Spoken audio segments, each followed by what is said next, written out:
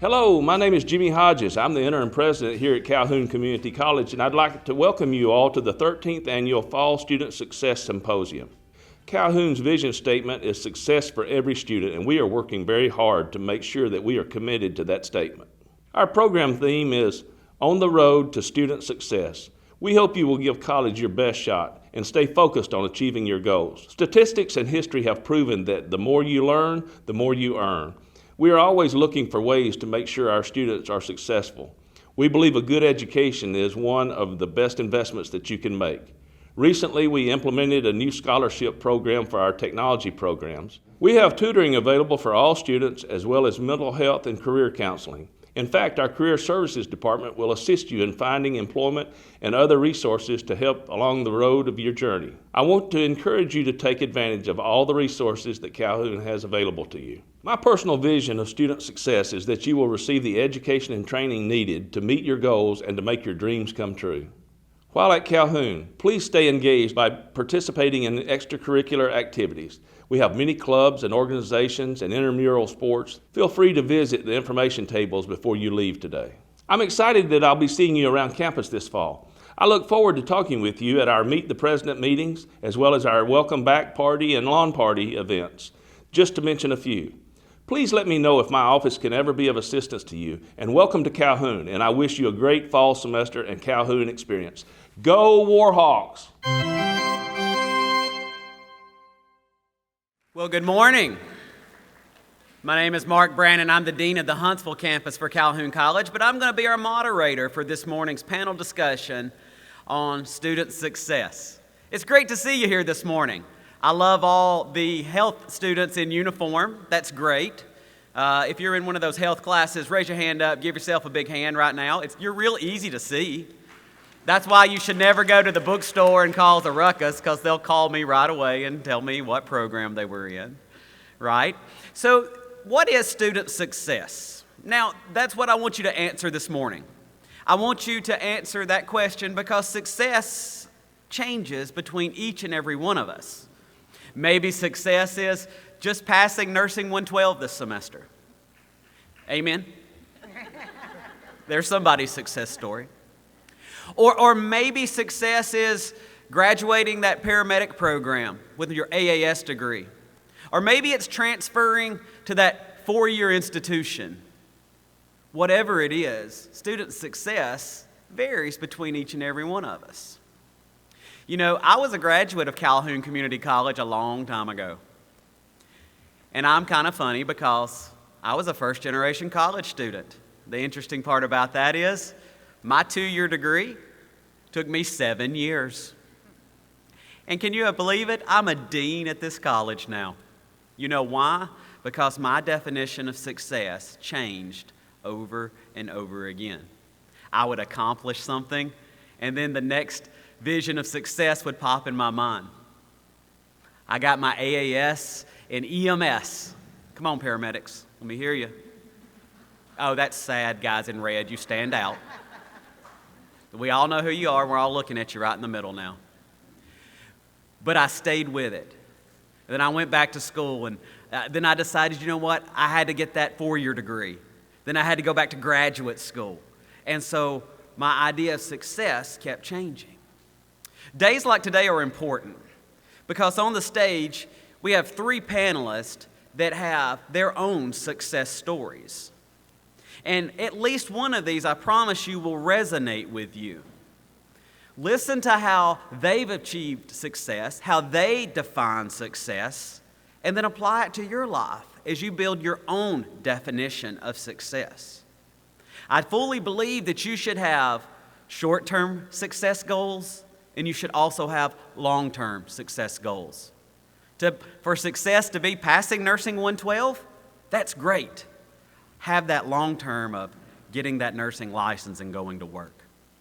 So this morning, I want you to help me welcome to stage a couple of panelists that are going to welcome you with some great stories. This morning, we have Calhoun alumni on stage, Miss Pam Thurman and Miss Kim Lewis.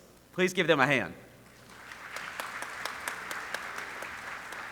And also on stage, we have current Calhoun student, Mr. Delroy Tula. Please welcome him. So before we begin our panel discussion, let's meet our panelists.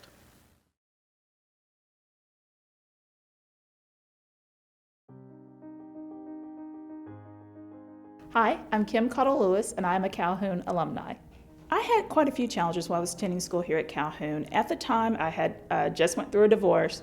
I was here at school trying to figure out how to manage my life, my child's life, and school, and it was becoming too much. And I went and talked to my professor about it at that time, and she literally sat down with me and said, hey, this is what you need to do. This is how you can make it happen.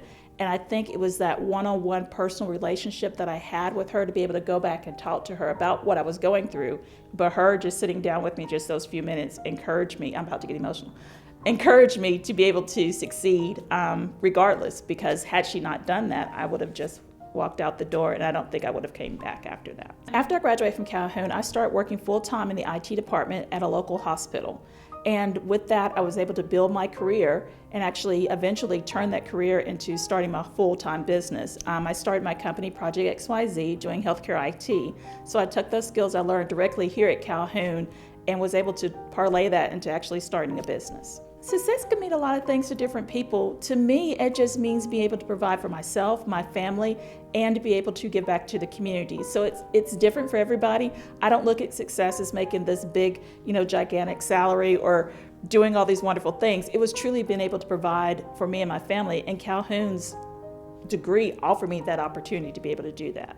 I would say that anybody that's about to give up or thinking about not finishing school or not continuing their education, I would say just don't do that, because this is a chance for you to succeed. This is a chance for you to lay a great foundation for yourself and a chance for you to elevate yourself in ways you never even thought about. So I would just encourage anybody not to give up, because it's just one of those things that you never know what you can achieve and accomplish if you don't even try.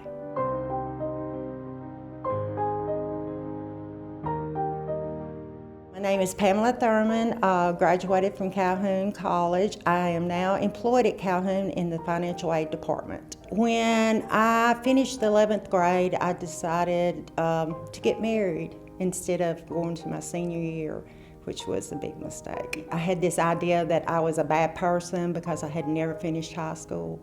So I didn't think I could do college. I worked at Decatur General Hospital, and one of my coworkers had started out to Calhoun. So I thought, well, I might could go to college. And I met a lady named Regina Mitchell here at Calhoun. She was the sweetest person. She said, yes, you have qualified. I said, I can't do it, I've got 2 kids. She said, yes, you can do it.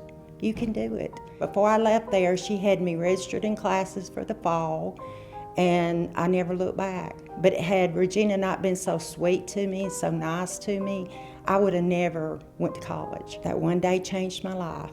I use Ms. Mitchell's example, and when I have a student, and you can tell the ones that need you, the ones that's having a hard time, I put 150% into them. I pay it forward to every student that comes in the office, because I needed that encouragement, and I feel like they need the encouragement too. I had 2 grown kids. I was coming out of a bad marriage. I had no confidence in myself, but I was able to go back to school. I was able to get my associates, go to Athens, get my bachelor's, end up back at Athens, got my master's. You just got to never give up on your dream. If you have a dream, go for it, never stop. Never think that you can't do it. And you're gonna have roadblocks. I had roadblocks, I still have roadblocks. Life is not perfect. Nothing's going to be perfect, but if you have that dream and that want, go for it and never give up. Never look back.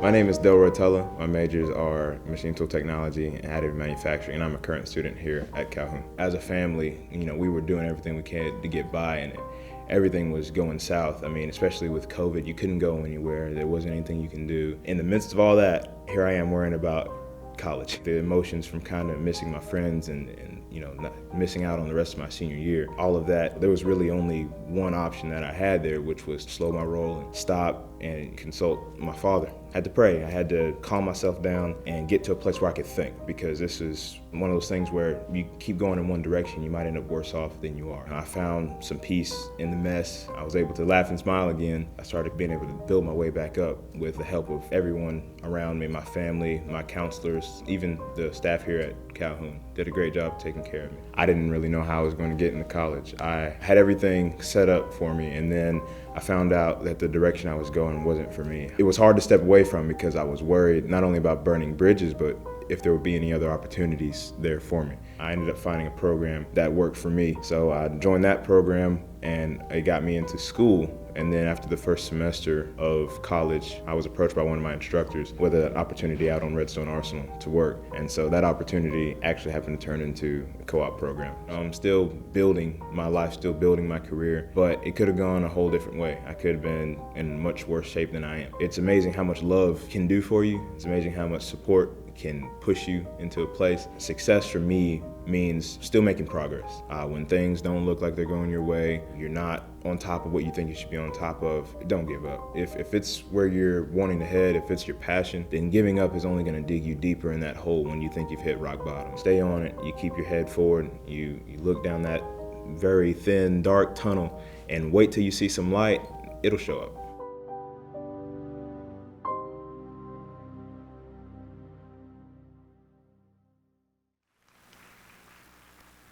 So this morning, we're just going to have a panel discussion about success. Remember, both the vision and mission of Calhoun Community College is for success for every student. So when we talk to the panel here, their success stories are their own. Remember that in life, point A to point B is not necessarily a straight line. Many of us in here already know that. And so today, we're just going to have open discussion with the panel, and I want you to take bits from this and apply to your success story, because that's your story.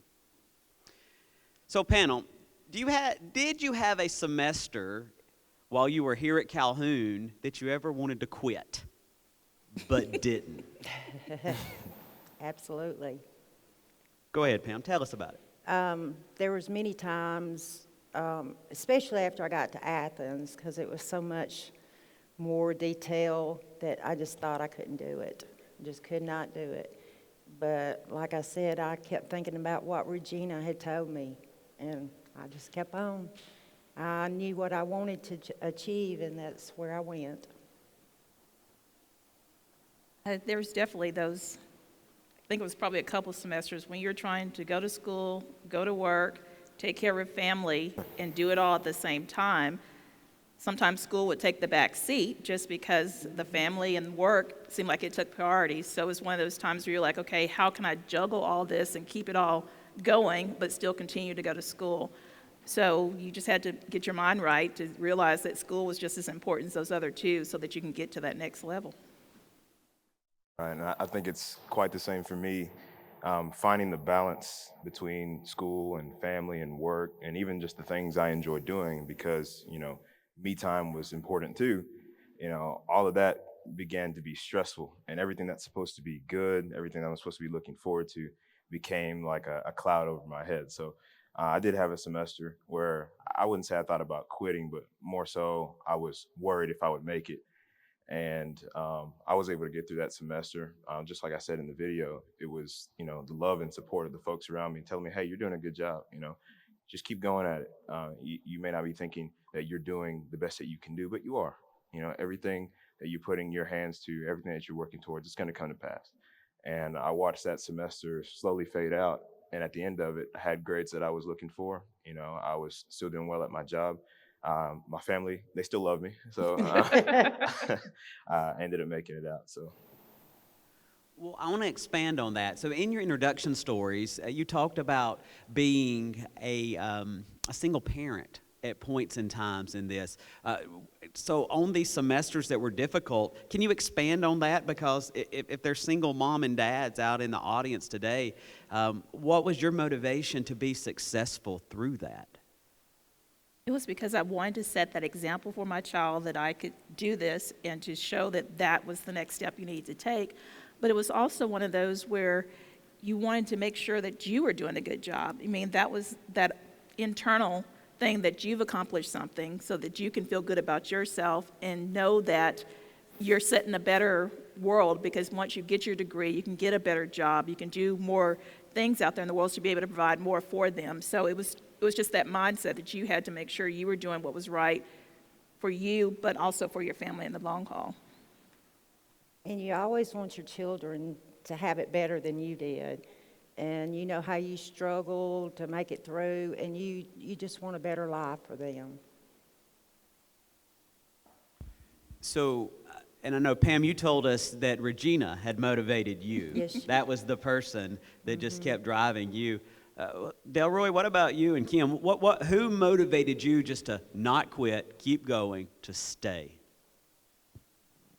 Well, there were several people. Of course, first and foremost, like I said, it's my family. They're behind me no matter what I do. And, you know, they say it's not biased, but it's got to be. I mean, they love me no matter what, and I can always, you know, look to them for support in anything that I put my hands to. But then there was the staff here at Calhoun. One thing that I love about Calhoun is everyone here is willing to work for the student. You know, you've got colleges who are like, well, you're paying for this, it's up to you. But, you know, every staff member I've encountered here is willing to go the extra mile and help the student out and make sure that that student is going to be just as successful as those around him. And so there's no divide between who's more important, who's doing this, who's doing well. It's everybody is on an equal playing field here. So yes, it's my family, but it's also the folks here at Calhoun. I couldn't have said that better myself. It was the staff here at Calhoun that motivated me to keep going, because sometimes you don't necessarily want to talk to people outside of your circle or your friends or your family. Sometimes you never want them to know that you were struggling, or never let them know that you were even thinking about quitting. But you could talk to your professor. You could let them know, hey, I'm having a hard time in this class. Things aren't working out. And they would literally sit down with you and motivate you and help you get to that next step. So I would encourage any of you that are going through some of that right now, if you have a professor that you can feel comfortable, whether it's in, the nursing or in the EMS, there's somebody here that you could talk to that can give you that little extra push, that little extra boost to get you to that next step. Because I honestly think, I can't say how long ago I was here because I don't want to tell my age, but I can't remember her name, but had I not sat down with her that day and talked with her, I would not have continued to school, because I would have walked out that day and not come back, because I didn't have that motivation at that point. I was hitting that point where stuff was getting too hard, and she literally said, you need to just take a day off, relax, and these are the steps you need to take. So just find that one person that you can talk to about that, because there's going to come a time where you're going to hit a wall, and things are going to seem like they can't get past that. So just make sure you've got that, whether it is your family or a professor, but somebody to help you get past that point. So, and I think what you said is very important. Even though this is called the Student Success Symposium, I also think faculty need to appreciate, and staff, their role in student success.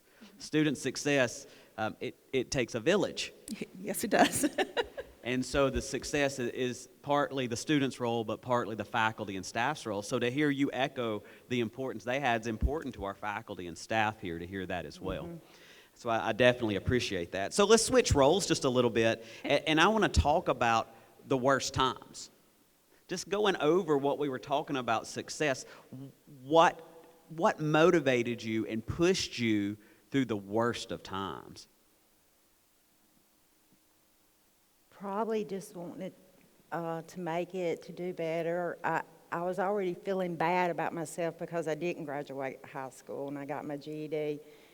So when I would get down and think that I wasn't going to make this test or couldn't get a babysitter, I would just think about the end goal, where I wanted to get to, and I would have to reach in within myself to make it, to push myself. There were other people that I relied on, but I mostly had to look at myself to know what I wanted to, where I wanted to get to, what I wanted to achieve. So.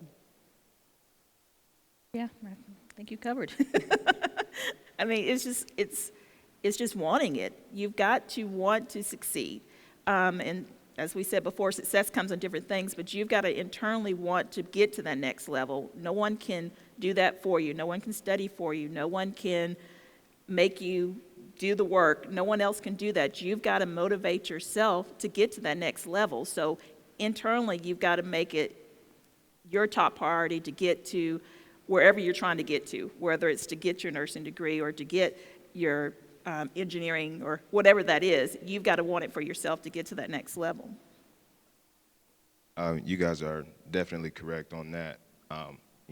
The thing that really gave me the strength and vitality to keep going through things other than just, school and college, but, things that I had to deal with before and even now, is God, really. I pray Amen. all the time about everything, about things people probably figure you shouldn't pray about. And it's just because I can feel his strength. I can feel him, looking down on me and pointing me in the right direction. And, whenever I feel lost, instead of trying to take a gamble at where I should head, I seek him. And that really helps me. It shows me where I should head, and I see things that should not pan out as well as they do pan out. And, there's no other explanation other than he's looking out for me, and he's there whenever I call on him. So I appreciate that you rely on your faith, that you rely on the mirror, to look in the mirror. That definitely says a lot. I'll say this, as an administrator here at the college, my favorite graduation to go to is the GED graduation, because that's success. And for a student to achieve that success, they can do the next step and the next step. So those short-term goals were very important for you, right, Pam? Absolutely. Okay, so as we talk a little bit about this, at what point did you consider yourself a success?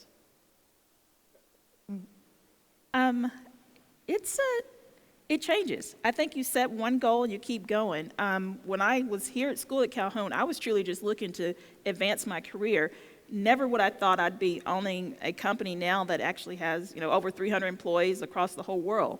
So when you look at success, it changes, because I couldn't even envision that at that point.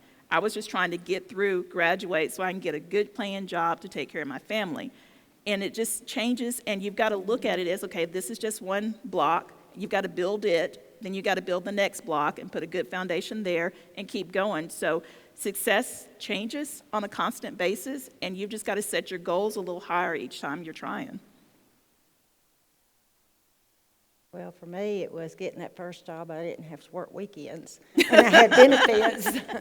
So, because I had worked as a waitress, I'd worked at the hospital, and when I graduated and got my bachelor's in accounting, got an accounting job, I had a job with insurance. I had a job with dental insurance. I didn't have to work weekends. I had good hours, so that's when I felt successful. Well, this question has always been a little bit difficult for me, considering I am still a student. I was kind of doing what they were talking about just now, which is only looking at my long-term goal. That's when I hit success. That's what I'm thinking in my head. And it took the folks around me, even this program, to make me realize that there are levels to success. When you complete something, when you complete a step of something, when you complete your brainstorming about a step of something, that's success. And as you progress, if you don't look at your success, you're going to feel like you're failing until you get there. And, your mindset is very important on the way to, your greater successes. But that's definitely how I'm feeling about it. So, Kim, you just said it changes. Mm-hmm. Expand on what you mean success changes. Well, as you grow and you experience things, it just changes, because, yes, I have the company, things are growing, things are great, but still, I'm not satisfied internally on everything I want to do. So now that you've reached this level, so you want to continue to grow the company, you still want to grow things, but now I feel a commitment to give back to the school, to give back to the community. So those success levels change. It just depends on what your mindset are and what your goals are at that particular moment. And as you grow and experience life and see different things, those options and those things will change throughout. So talking about success, tell me some of the habits you have that you feel make you successful.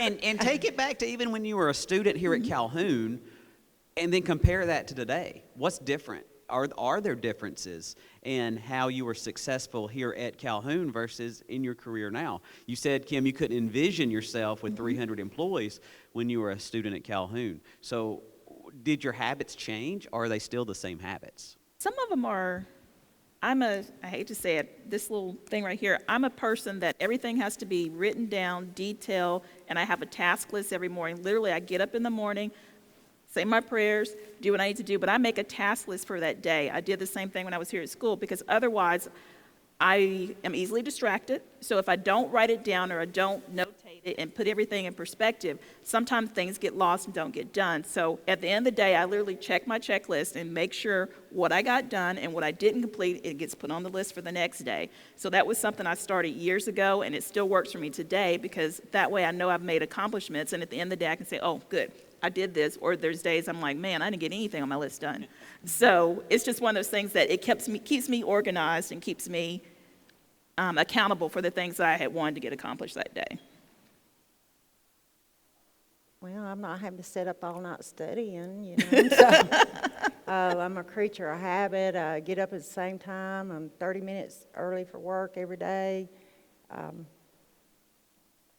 see much change other than studying all the time. You know, I enjoy life a little more, I guess. I don't feel so stressed out all the time. Well, I don't know about that. I still do, but, you know, it's a little different. Right, and what she said about stress was kind of where I was headed. I don't do very well with stress. I can work well under stress, but I don't like stress. I'd rather be stress-free as much as I can. If I'm in control of that, I'm going to make it happen. So with, you know, studying, with things that I have to do, you know, rather than writing it down or having it, I kind of have it in a mental itinerary, which is kind of a dangerous gamble, but I do it that way because writing it down makes it feel like it's hovering over me.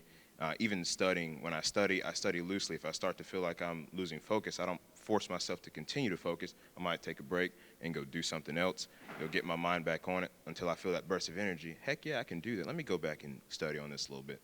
Then when I get beat down a little bit more by what I'm studying, I go back and do it all over again. So it's a little bit looser for me, but overall the determination just to get it done is what drove me more so than the actual pounding myself out to get it done. So, you know, I'm just like that, Kim. I make a list at the beginning of the day and cross it off, and that makes me feel successful. Yep. At the end of the day, if I've crossed everything off, and that's rare. I don't think I've ever crossed everything off, but it's my goal for the day to try to get as much of that done. So, and when I was a student, Delroy, my habit was I read the schedule for every class every day because I would miss assignments and not turn things in, and it was written in front. So I had to get in the habit personally of I had to have my schedule out, and I don't know if you guys do this, but I used to highlight the days off, scratch them off like a check sheet. Let's get through this. But that made me do it daily just to see what was due. And so that was one of the habits that I had to get into. And it's still funny you say that, Kim, because I still make that list every day, and I cross it off. I tried making a list for my wife one time. That wasn't very successful. So this isn't a marriage success symposium. This is a student success symposium. So when we talk about success, do you have role models in your life now? And are they different than when you were a student? I would say yes. Of course, there's people that you look up to. There's people that you admire. There's people that you strive and want to achieve. You know, as a kid, that role model was, your mom or your parents. And then as you grow older, it used to be, somebody you used to see on TV or something like that. And now you just aspire to be, the good person in the community and things like that. So there are people that you try to emulate, not necessarily a role model, but try to emulate what they're doing and the things that they're trying to achieve to get to where they're at it someday. But it just changes because your priorities change, your attitude change, your goals, your personal ideas change. So those people are going to change throughout your life because you idolize people sometime, and those people become role models in your mind. But then you realize that's not necessarily what you want to be. It's just the idea of what that is. I think you got different role models too. You've got your role models that are very successful, have, make a lot of money, have good jobs.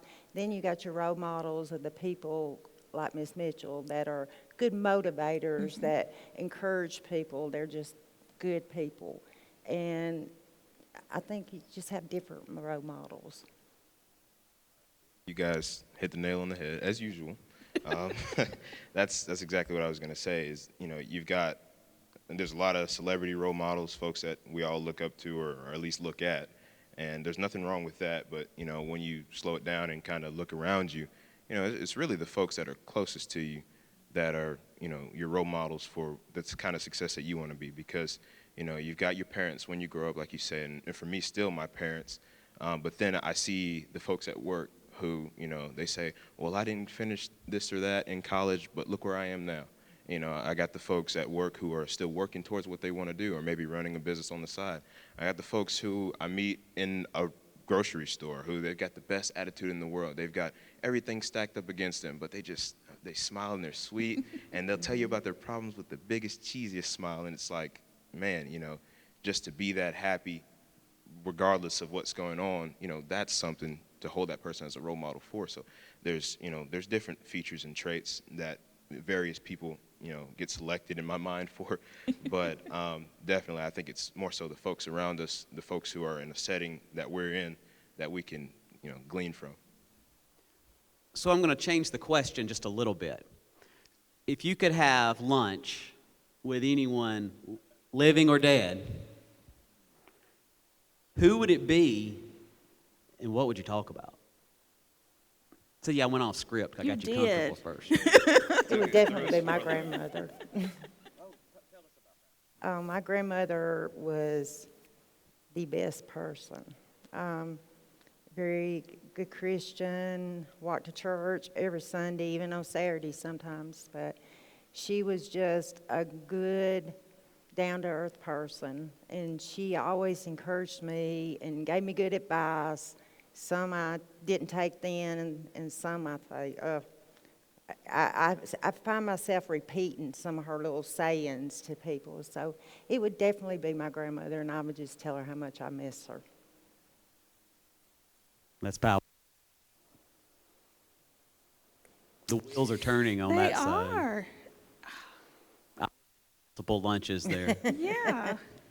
Go for it. It's a very difficult question. I'm in the same boat as you. There's a lot of folks throughout history who have done things, folks whose names I cannot recall. But I feel like sitting down with any of the influencers of our time, and not even necessarily just the ones who did good things, but even the ones who did things that were looked down upon, you kind of ask them what mindset they were in. Because, the reason we're taught history is to learn from the past, in the first place. So, we spend a lot of our lives kind of looking at things from one perspective, but to kind of get that individual's perspective on something that was done or the times maybe even. But I can't really pinpoint a person, but let's just say I'd have lunch with like half the history of America. Okay, I'll take his answer. No. That's a buffet. Yeah. There would be several. I would love to sit down with my grandma again just to see how she views things now than what she may have done then, or even my mom for that matter. I'd love to sit down and have a conversation with her. I'm the youngest of 10, to talk to her about where all her kids are now and how she's thinking and what she was thinking during that time frame of us all growing up. But there's just so many people that you would want to ask questions to throughout history, but I can't think of just one person that if I could, I would just grab onto that, because there are so many people that I would want to just have a conversation to kind of glean from them and get ideas and to figure out why. I'm a creature of just wanting to know and to figure out the why to things. So just to understand a lot of things that happen and why they happen would be a good thing too. Okay, who would you want? I'm just curious now since you're doing off script. Oh yeah, get him. See, that's actually good. I think there's a couple of different ones. I would love to have I'd love to have lunch with my grandfather one more time, because he was a man with a third grade education that was one of the wisest men that I knew. Yeah. And worked hard and provided a great life. And when I'm doing things on my car that I have to now YouTube. That's true. If they knew how to I do wish all I would that. have paid more attention to him. And then if I could have it with anyone outside of that, personally, you know, I'm a Peter guy from the Bible. I want to sit down with Peter and say, you know, why'd you cut the dude's ear off? I just want to know why. Because I'm a lot like him. I feel like I want to be the rock, but yet I'm a little hot-headed sometimes. And how did he get through that? I would love to ask him those questions. I would love to talk to some of the great history leaders, Napoleon. You know, I mean, he fought some battles on many fronts, and that strategic leadership was important because he had a vision. Now, how did you obtain a vision? Because we know without vision, there's death. And so that's what I think personally as a leader. I want to talk to someone with vision to help me be a strategic leader. So if you could tell the students here a success habit that they need to incorporate into their daily schedule, maybe it's a success habit you had when you were a student or a success habit that you have now, what would you encourage the students to add to their arsenal today? Well, determination, hell or high water is the way I see it. I mean, and not to say that any of you don't have determination. I'm saying, you know, to the extent that even when you feel like you're slacking off or you're not doing the best that you can do, you just know, okay, I'm going to get it done. And, you know, even if I don't work on this till the last day, I'm going to get it done. And that's pretty much, I try my best not to procrastinate, but in the event that I do procrastinate, you know, I make sure to get it done, you know, because I'm determined not to be defeated by any assignment that I'm given in college. You know, I want to see myself at the end, you know, at the finish line. So, you know, if this is a step that I have to take, then it's going to get done one way or the other. Never give up. Always believe in yourself. Always believe you can do it and that you want to achieve your dreams.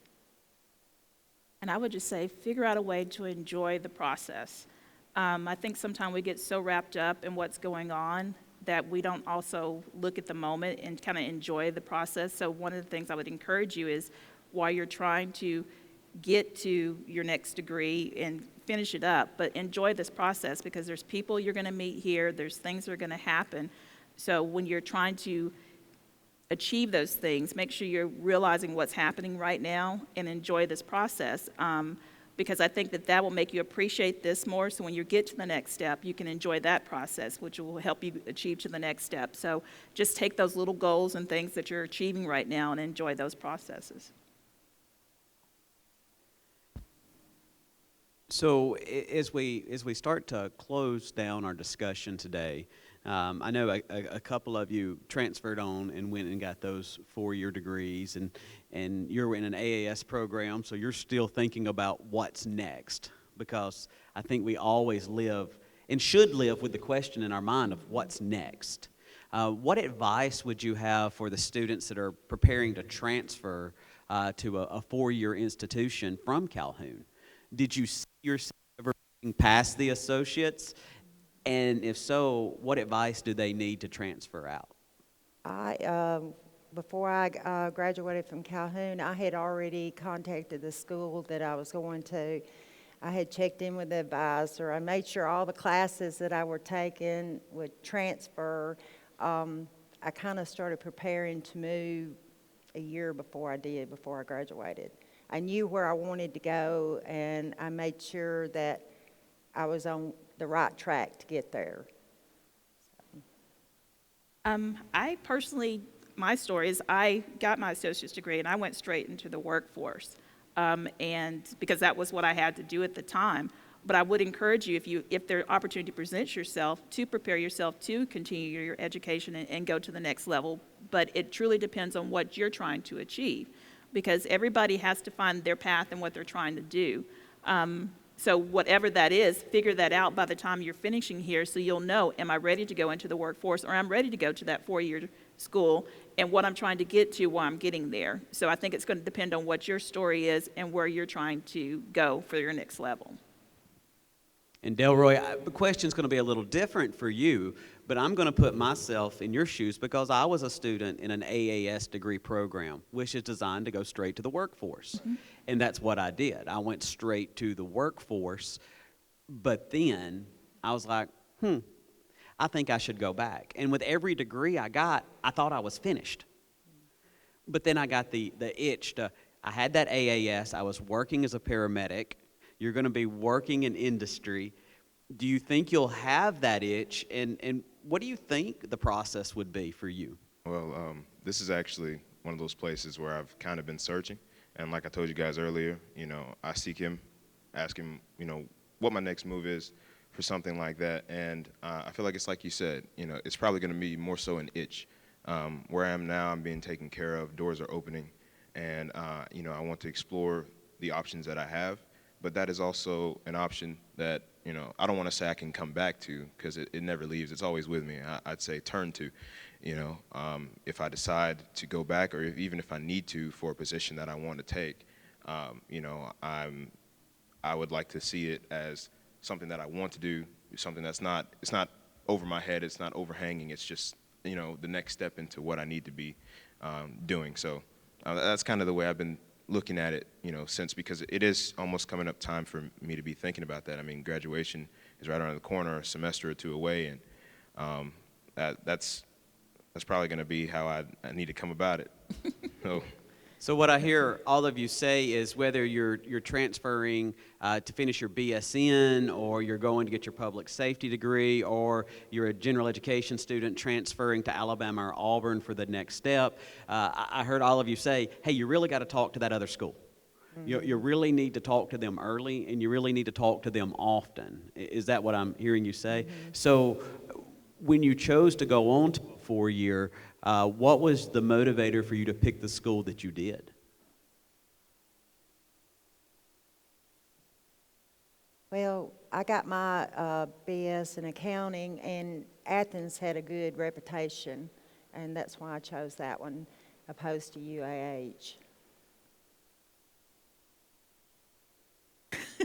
Well, because I haven't done that yet, it's just one of those things you've got to figure out the school that's going to give you the best opportunity for what you're trying to do, whether if you're going to go to engineering, and that's UAH or Georgia Tech or Alabama. So it truly is going to depend on what you're trying to achieve for that next level, and know what you're looking for. Every school has its specialty, its thing that it's known for to get you that degree that you're going to get to that next job. If you want to go up to Wall Street, you're probably going to have to go to one of the Ivy Leagues maybe. So it's just one of those things where you've got to figure out what you want to achieve and what school is going to offer you that best opportunity to get to that level. Yeah, I agree with you, Pam. I went to Athens State also, and we'll come by the table later to pick up our check back there at Athens State. But I chose it because it was convenient with my schedule, and the 2 and 2 with Calhoun to Athens State was a natural fit. So I think you have to find the school that's right for you, but you need to look at that before you leave Calhoun if that's Correct. your plan. All right, in closing, one last question. What advice would you like to give the students to be successful?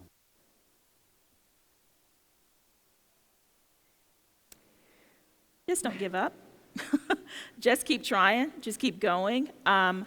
Figure out what you individually want to achieve, and look at success as to what makes you feel good inside, what you feel like you've accomplished, and just to continue to keep trying, keep motivating yourself to get to the next level, and realize that each one of those levels are just stepping blocks that you do, because I think Mark said at the very beginning that each one of those, you've accomplished one, but you've got to set that next level and want to keep going. So I just encourage each one of you to keep going until you get to where you feel like you're comfortable, but don't stay there too long. And to always believe in yourself, never give up on you and what you want to do. Definitely view yourself in the right light. You heard us say up here that you've got Calhoun's faculty and staff to take care of you. These folks care. I know for a fact, they cared about me. So, I mean, if you're having trouble, if you need someone to talk to, or if you just need some direction, I suggest that you reach out to them, and not only them, but the folks around you, you know who they are, who care about you and who are willing to at least sit and listen to you so that you can, vent. So. Well, thank you for the absolute wonderful advice that you gave the students. I hope that if we impacted at least one student here today with the idea that you can be successful and that you have to achieve your own definition of success, and it can change, I think that's important today. Today's all about motivating you to be successful. Will you please give our panel a big round of applause?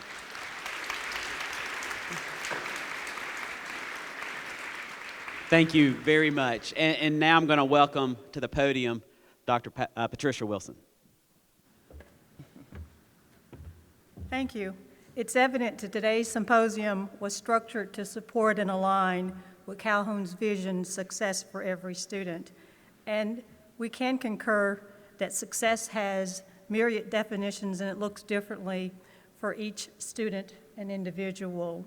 As you look at our road to student success, I'm going to leave you with a quote by an unknown individual. The road to success is not straight, as I think we've heard today. There's a curve called failure, a loop called confusion, speed bumps called friends, red lights called enemies sometimes, caution lights called family. You will have flat tires called jobs, but if you have a spare called determination, as Delroy said, an engine called perseverance, we heard that, a driver called willpower, you will make it to a place called success. Thank you, panelists, Kim Lewis, Pam Thurman, Delroy Tula, for taking your time to share your stories with us today. How inspiring. Let's give them another round of applause.